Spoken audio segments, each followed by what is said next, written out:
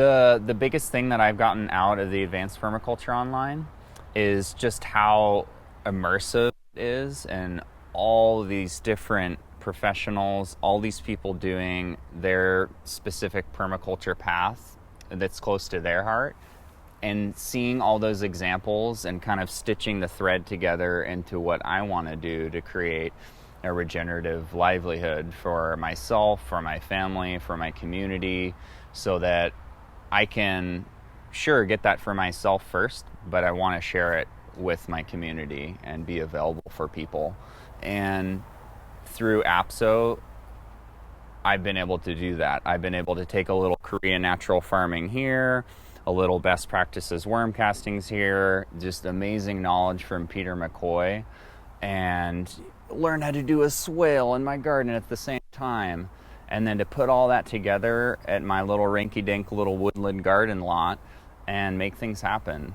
And prior to APSO, I was inspired by certain people, and I was following certain people, and I was, doing my best, but I never was really able to put the pieces together until I started getting into APSO and watching all the videos.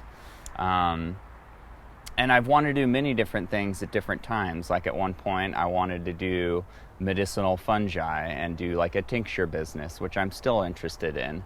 But I wanted to really hone in on something I could do here, and it turned out to be worm farming. It's such a beautiful model because you can have worms in such a small space and have so much soil resulting from that. And make your own compost teas. And I envision myself doing like a little farmer's market stand where I'm at a booth and sharing my story with people and selling little tea bags, and have like a can of worms for kids to come, feel the worms with and throw their food waste if they've sampled some other farmer's market stands. I think that'd be really rad.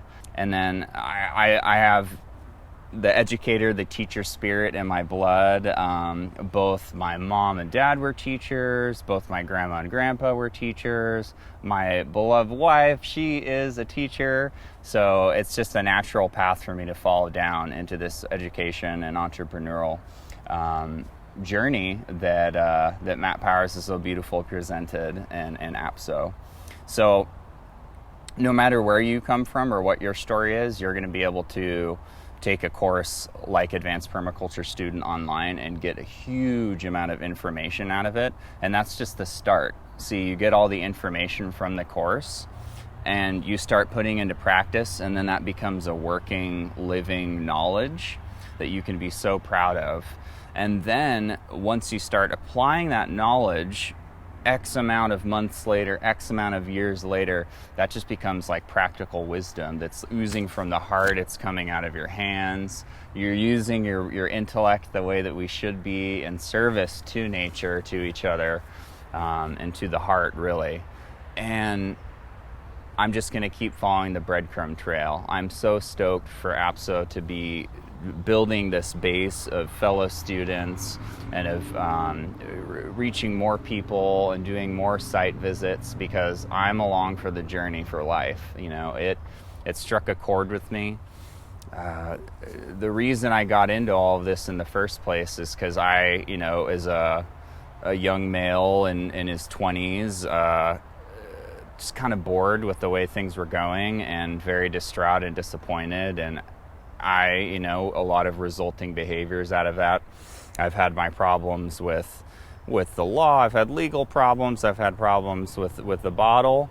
And when I moved in here and saw the potential, just something awakened within me. And I just decided to do the work to start a garden. And like that, it just healed me. It healed me. And the journey just keeps getting better when you follow your heart into these concepts. So I thank all of my fellow students and Matt Powers for being on this journey with me together, because it's completely changed my life, and it just keeps getting better and better and better, and I keep learning more. So thank you so very much.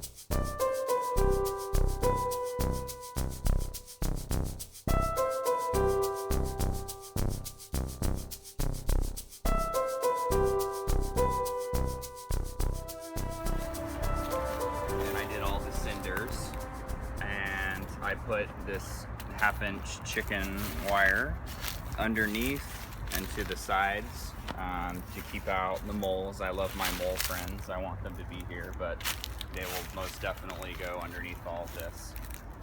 And then just one sheet of this permeable plastic so that it keeps all of the moisture in and permeates it a little bit to go through.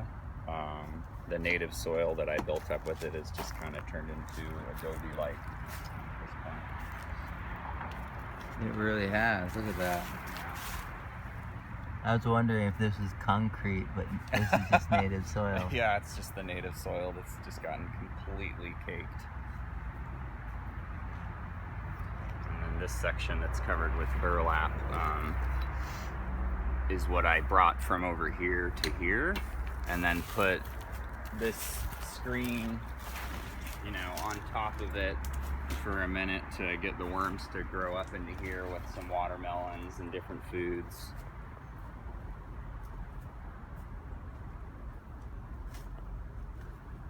But this is like what I'm going to be testing. Oh, they're so happy in there. It's all over in there. Hello, my friends. And that what I wanted in here too, I knew there were going to be worms, but I just wanted to get as many to grow up through the screen first as possible. But you may have to sift them again. So it's all just kind of tinkering.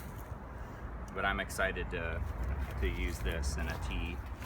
I'm planning on, oh yay, happy worms, planning on moving it all over soon.